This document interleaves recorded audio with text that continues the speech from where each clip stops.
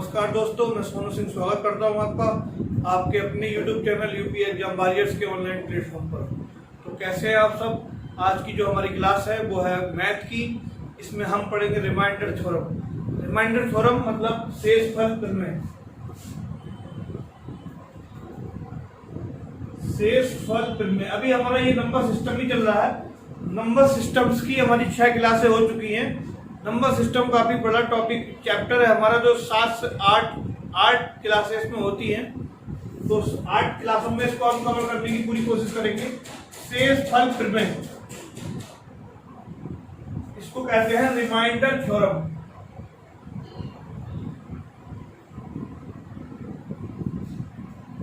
ये भी बहुत इंपॉर्टेंट है। इससे भी एग्जाम में एक न एक क्वेश्चन आने की संभावना रहती है। इसमें जो हमारा क्वेश्चन बनता है वो शेष यानी जो रिमाइंडर होता है उससे रिलेटेड हमारा एग्जाम में क्वेश्चन बनता है। तो इसको जानेंगे। इसमें जो एग्जाम में जो हमारा क्वेश्चन बनता है वो कैसे बनता है उसको समझेंगे। तो पहले हम चलते हैं बेसिक से, मतलब जो हमारा कॉन्सेप्ट रहता है हल्के से भारी की तरफ, मतलब बेसिक से एग्जाम में बनने वाले प्रश्न की तरफ। तो पहले समझ लेंगे क्या होता है। ये हमारा भाजक होता है। ये भाज्य, जिस संख्या को भाग दिया जाता है, और ये भाग देने के बाद जो आता है भागफल। और जो रिमाइंडर बचता है जिसकी बात चल रही है ये होता है हमारा शेषफल। ठीक है।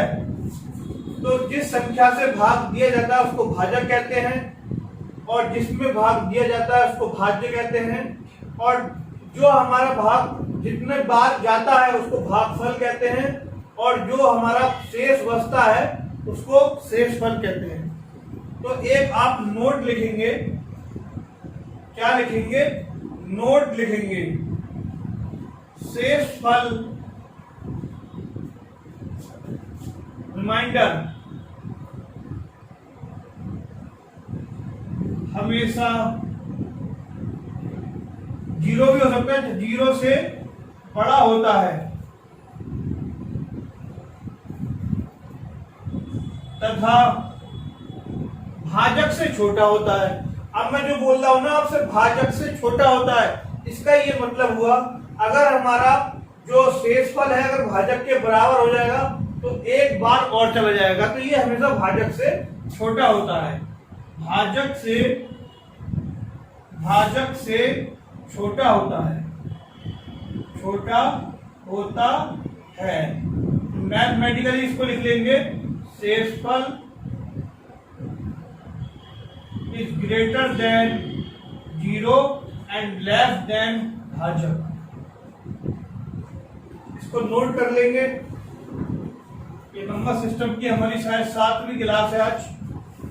इससे सवाल कैसे बनते हैं, बेसिक चीजों से हम बढ़ेंगे सवाल एग्जाम में बनने वाले सवाल की तरफ।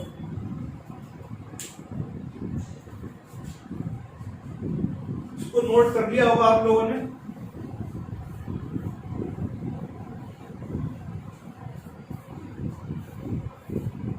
देखो, मेरा मोटिव ये रहता है कि मेरे द्वारा जो बात कही जा रही है वो मतलब उस विद्यार्थी के भी समझ में आ जाए जिसने गणित कभी ना पढ़ा हो। तब तो हमारा पढ़ाना सफल हुआ। इसीलिए मैं बेसिक चीजों को क्लियर करते हुए चलता हूं। तो ये जो हम छोटी छोटी चीजें बताते हैं तो इसको जिन विद्यार्थियों से आता है वो इनको ये ना समझे कि मतलब ये तो बेकार की चीजें हैं, ये तो हमसे आती हैं। वो भी ध्यान दें, क्योंकि कभी कभी क्या होता है छोटी चीजों में अक्सर गलतियां हो जाती हैं। तो ध्यान से समझें। ठीक है। तो 8 से हम इसको भाग दे रहे हैं तो कितना जाएगा? 8 पंजे 40, 5 बचा हमारा। अब ये ध्यान, जो मैंने नोट लिखवाया था, तो ये हमारा देखो जो शेष है, शेष हमेशा भाजक से छोटा होता है और 0 से बड़ा होता है। तो ये हमारी कंडीशन यहाँ पर फुलफिल हो रही है। दूसरी बात ये है कि सारे सवाल हमारे क्या होंगे? शेषफल पर ही आधारित होंगे। अब जो हमारे सवाल होने वाले हैं वो शेषफल पर ही क्या होंगे? आधारित होंगे। तो यहाँ पे 5 is greater than 0 and less than 8। इसको नोट कर लेंगे। आप जान तो चुके होंगे ये क्या है हमारा भाजक, ये भाज्य, ये भागफल और ये शेषफल। 5 is greater than 0 and less than 8.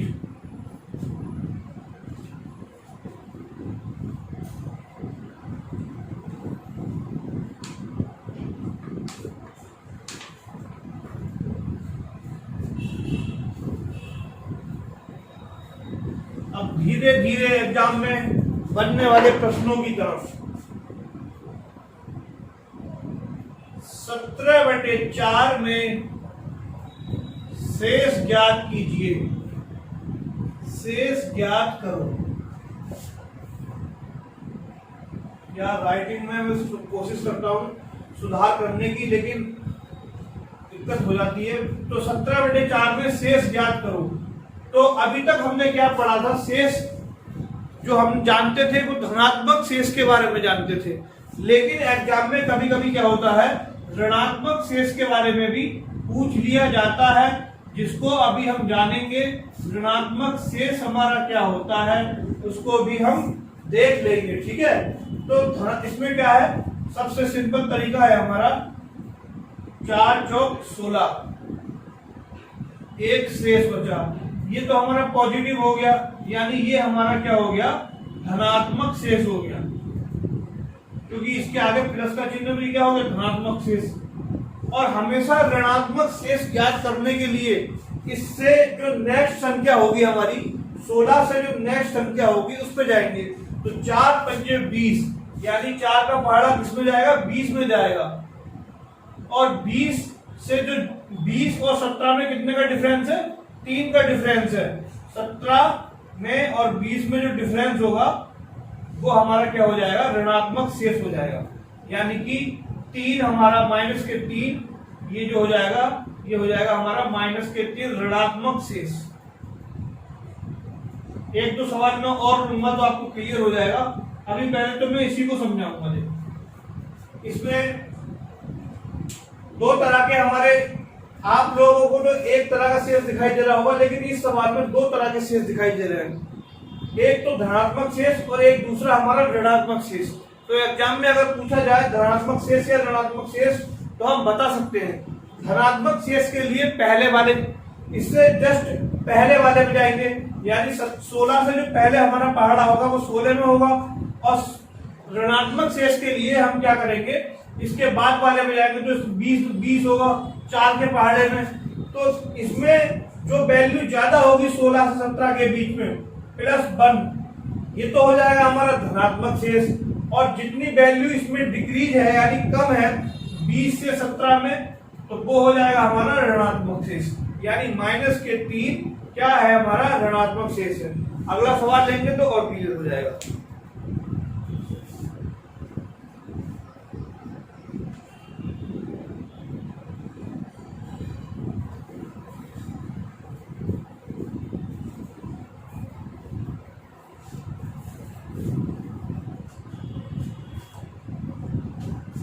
अगला सवाल है हमारा 67/14 में शेषफल ज्ञात कीजिए। शेषफल या रिमाइंडर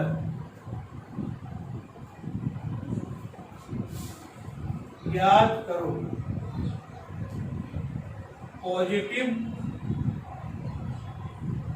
एंड निगेटिव। क्या दिया है कि हमें शेषफल ज्ञात करना है, पॉजिटिव और निगेटिव, ठीक है। तो क्या करना है, बिल्कुल सिंपल है, मैंने आपको तरीका बता ही दिया है। एक बार इसका जो पहाड़ा हमें इसकी जो टेबल है, एक तो इससे पहले में जानी है और एक इसके बाद में जानी है। तो 14 चौका 56 होते हैं, 56 पे जाना है और 14 पंजे 70 पे जाना है। तो जितना ये इससे ज्यादा है वो तो धनात्मक शेष हो जाएगा, और जितना ये इससे कम है वो ऋणात्मक शेष हो जाएगा। तो धनात्मक शेष बराबर धनात्मक शेष कितना हो जाएगा, 6 और 7, 4 और 7 11। और ऋणात्मक शेष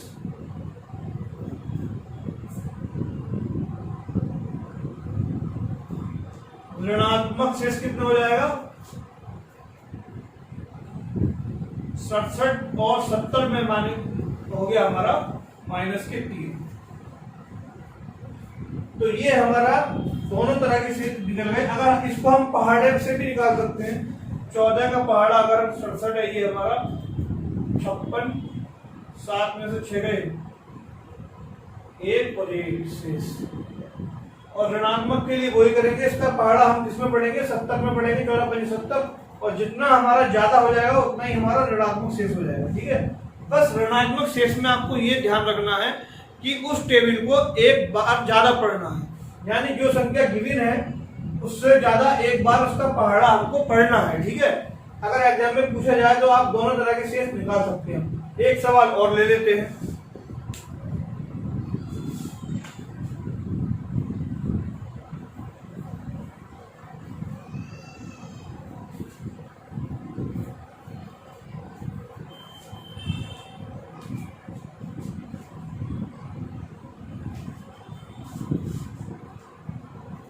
अट्ठावन बटे 17 में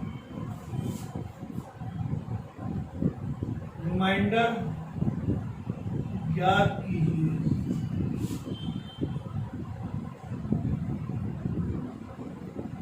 पॉजिटिव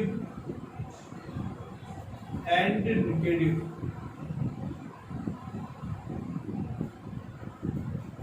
तो बिल्कुल ज्ञात कर सकते हैं। तो 58 बटे 17, 17 तिया 51, 17 चौके 68। ठीक है, अब ये जो हमारा कितना ज्यादा है इससे, प्लस के 7, ये इससे कितना कम है, माइनस के 10। तो आप देख सकते हैं 17 दिए 51, यानी इसकी वैल्यू इससे कितनी ज्यादा है, 17 दिए 51 प्लस के 7, यानी जो हमारी वैल्यू है इससे 7 ज्यादा है। और अगली वाली में हम जो ऋणात्मक शेष के लिए देखते हैं, तो ये जो वैल्यू इससे जो है 10 हमारी कम है, 10 हमारी कम है, तो ये ऋणात्मक में हो जाएगा। तो धनात्मक शेष बराबर, धनात्मक शेष हो गया हमारा प्लस के 7 और ऋणात्मक शेष हो गया माइनस के 10। कुछ सवाल मैं आप लोगों के लिए दे रहा हूं, आप प्रैक्टिस करेंगे। तो ये अभी हम एग्जाम में बनने वाले प्रश्न की ओर नहीं पहुंचे हैं, लेकिन उस तरह बढ़ने से पहले इनको जानना बहुत जरूरी है।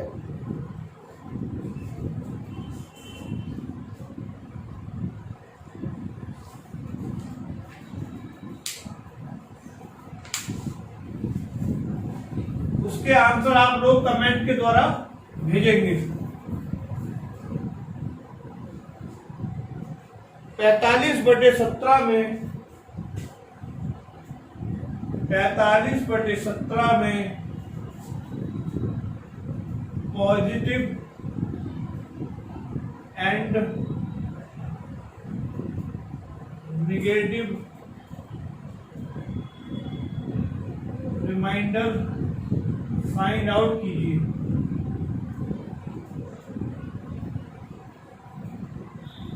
अगला सवाल है हमारा 33 बटे 13 में, सेम क्वेश्चन है बिल्कुल, positive and negative reminder find out कीजिए। अगला सवाल है हमारा 77 बटे 77/9 में positive and negative reminder find out कीजिए। 3 सवाल है, ये आप लोगों को करने हैं और इनके आंसर्स मुझे कमेंट में भेजने हैं। ठीक है,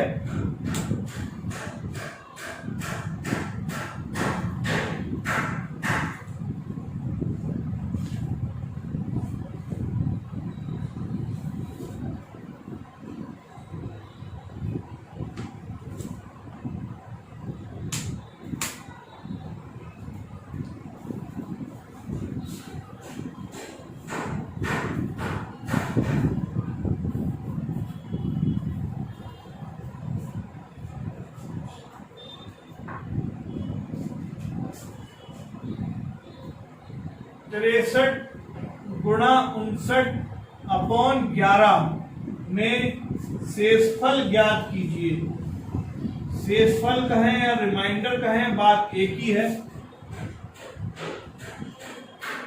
रिमाइंडर ज्ञात कीजिए।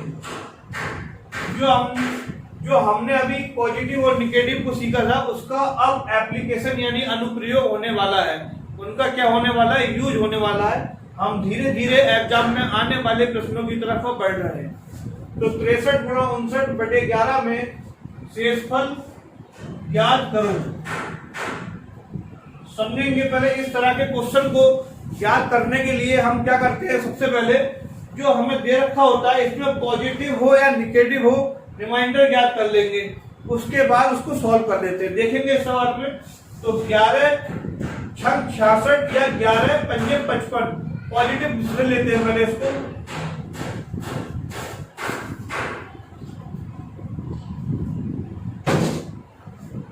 11 पंजे 55 देखते हैं तो ये हमारा प्लस का 8 हो गया, ठीक है, प्लस का 8। अब इसको भी लें तो 11 पंजे 55 प्लस का 4 हो गया। अब इनके बीच में मल्टीप्लाई का क्या है, हमारा साइन लगा हुआ है, तो प्लस के 8 मल्टीप्लाई बाई प्लस के 4/11, तो ये हो गया हमारा 32/11। इसको अब सॉल्व कर लो, 32/11 तो 11 दूनी 22, 10/11। तो हमेशा मैंने बताया था जो रिमाइंडर होता है जो भाग देने वाली संख्या से छोटा होता है, तो यहाँ पे हमारा जो रिमाइंडर है भाग देने वाली संख्या से छोटा आ गया है, तो क्या हो गया हमारा 10 शेष हो गया। शेष कितना निकल आया, यानी इस पूरे सवाल को सोल्व करें हम और दिमाग लगा के करें, इसको इसकी गुणा करें और 11 से भाग करें तो 10 ही शेष आएगा। और जो मैंने आपको तरीका बताया है उससे अगर हम सॉल्व कर रहे हैं तब भी 10 शेष आ रहा है, ठीक है। अब हम बढ़ते हैं अगले सवाल की तरफ। अगर आप इसको ऐसा करते हैं, आप अगर इसको ऐसा करें 11 छंग 66, 11 छंग 66 माइनस का 3, माइनस के 3 हो जाएगा, नहीं हो जाएगा, ठीक है, माइनस के 3 और 11 पंजे 55 प्लस के 4, यानी 4 पंजे माइनस के 3 गुणे 4 तिया प्लस के 4/11। अगर ऐसी कंडीशन लेते हैं आप तो 4 तिया 12 माइनस के 12/11, ये हो गया हमारा। तो ये हो जाएगा, इसका पहाड़ा इसमें अभी एक बार और जा सकता है तो माइनस के 1/11। और जब ये वाली कंडीशन बनती है तो नीचे वाली संख्या में से हमेशा ऊपर वाली संख्या को घटा देते हैं। तो इसको नोट करवा के मैं लिखवा दूंगा, तो ये हो जाएगा 11 माइनस के 1 बराबर 10 के शेष। तब भी हमारा आंसर आ जाएगा, ठीक है। अगर ऐसी कंडीशन बन जाए तो नीचे वाली संख्या में से ऊपर वाली संख्या को घटा देते हैं, ठीक है। तो ये 11 माइनस 1 बराबर 10 शेष आ गया। कोई सा भी मेथड हम यूज करते हैं आंसर हमारा 10 ही आएगा। अगला सवाल आप सॉल्व करेंगे, ठीक है।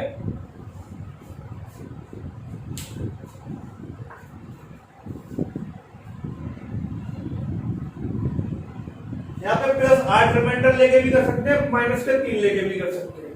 बस तरीका ये हो जाएगा, यहाँ पे एक बार जा सकता है तो माइनस के 1 आएगा। जब ऐसी कंडीशन आती है तो नीचे वाली संख्या में से ऊपर वाली को माइनस कर देते हैं।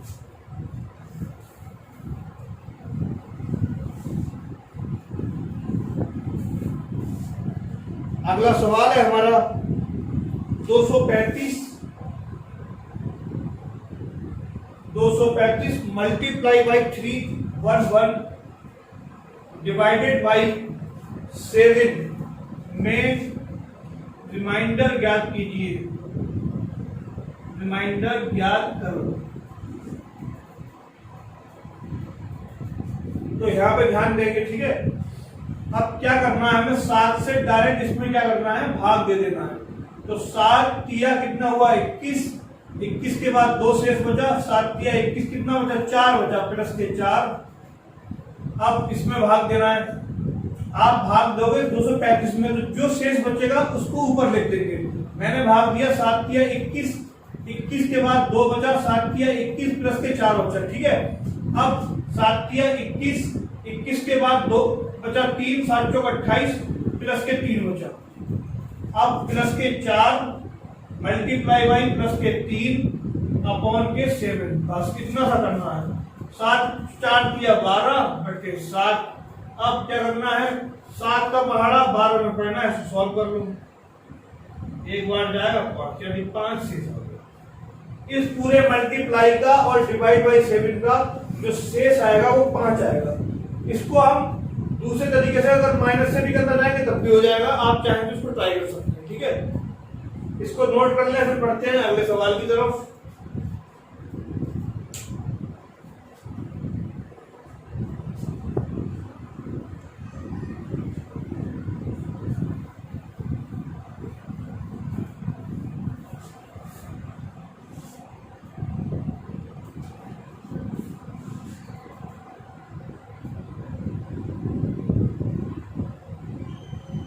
पाँच सौ छत्तीस 1105 गुणा 250 डिवाइडेड बाई 13 में शेषफल ज्ञात कीजिए। मैं शेषफल ज्ञात करूं। कुछ नहीं करना, सीधे सीधे हमें क्या करना है, 13 से भाग देना है इसमें और रिमाइंडर ज्ञात करना है। जो रिमाइंडर आएगा फिर उसको सॉल्व कर देना है। तो 13 का भाग इसमें देते हैं, 13 चौके 52, 1 13 एकम 13 प्लस के 3 बचेगा। फिर 13 का इसमें देते हैं, 13 अट्ठे 104 यानी 6 बचा, 13 पंजे 65, पूरा कट गया। 13 का भाग अगर आप इसमें दोगे 1105 में, 13 अट्ठे 104 बचेगा 6, 13 पंजे 65। ये मैंने आपको इसलिए करके दिखाया है क्योंकि आप इसको ध्यान से देख लें, क्योंकि जीरो शेष बचा गुणा, अब कोई फर्क ही नहीं पड़ेगा था कुछ भी बचे। 13 दूनी 26, 13 एकम 13, यहाँ पे बचेगा हमारा 7 5 12, 13 9 173। अच्छा, क्योंकि मल्टीप्लाई में जीरो आ जाएगा हमारा, मल्टीप्लाई में क्या आ गया, जीरो आ गया। ये इंपॉर्टेंट सवाल है, इस तरह की सवाल एग्जाम में पूछे जाते हैं। प्लस के 3 मल्टीप्लाई बाय 0। अब उस नोट को याद करो जो मैंने लिखवाया था आपको कि जब किसी संख्या की गुणा 0 से की जाती है तो वहां पे आंसर हमारा 0 आ जाता है। तो ऊपर क्या हो गया हमारा 0 और 13, क्योंकि प्लस 3 की गुणा जब 0 से होगी तो 0 आ जाएगा, और इस 0 की गुणा जब इससे होगी तो 0 आ जाएगा। तो जब 0/13 इसका मान हो जाएगा 0 शेष, यानी कि इस पूरी गुणनफल को अगर हम 13 से भाग दें तो इसको 0 शेष आएगा। ठीक है, इसको भी नोट कर लेंगे।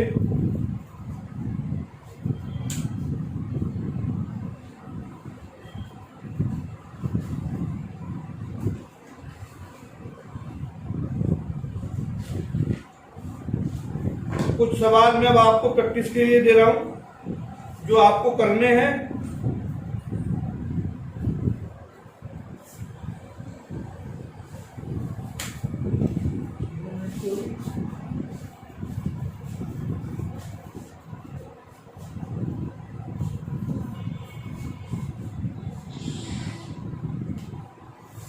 तैतालीस गुणा 83 अपॉन 81 में शेषफल ज्ञात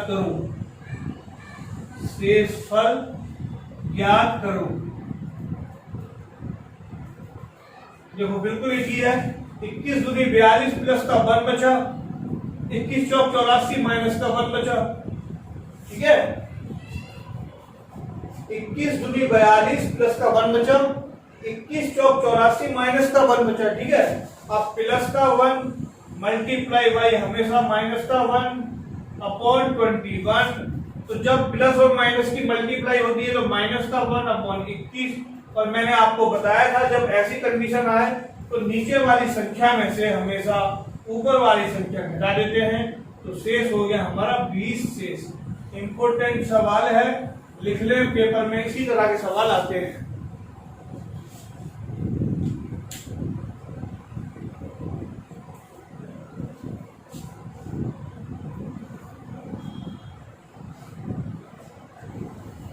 कोरोना काल है, बहुत भयंकर लेवल पे कोरोना बढ़ चुका है, तो घर पे रहिए, सतर्क रहिए और मिलना जुलना दूसरों से थोड़ा कम रखिए। अगर आपके माता पिता बुजुर्ग हैं तो उनका ध्यान रखिए।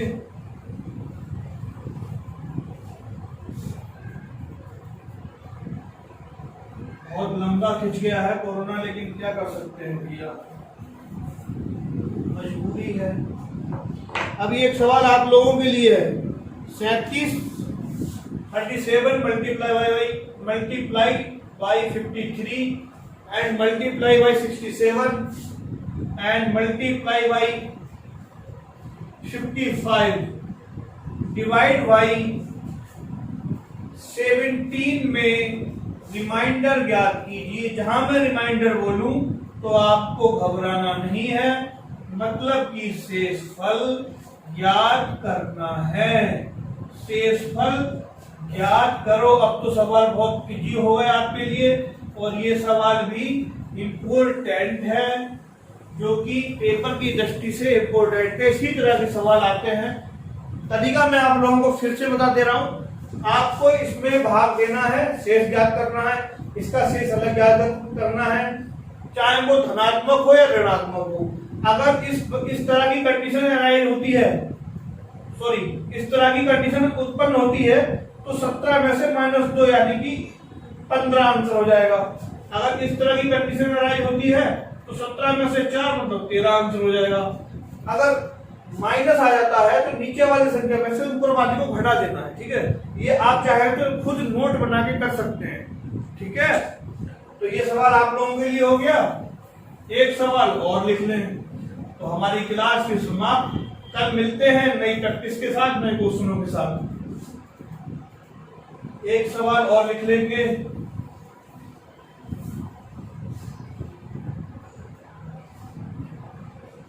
(133 + 147 डिवाइड बाई 11 में शेषफल ज्ञात कीजिए।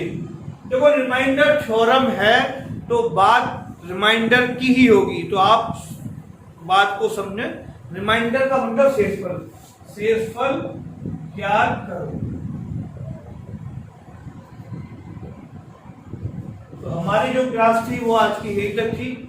मिलते हैं कल नए क्वेश्चनों के साथ। रिमाइंडर थ्योरम हमारी कल पूरी हो जाएगी, मेरी पूरी कोशिश है।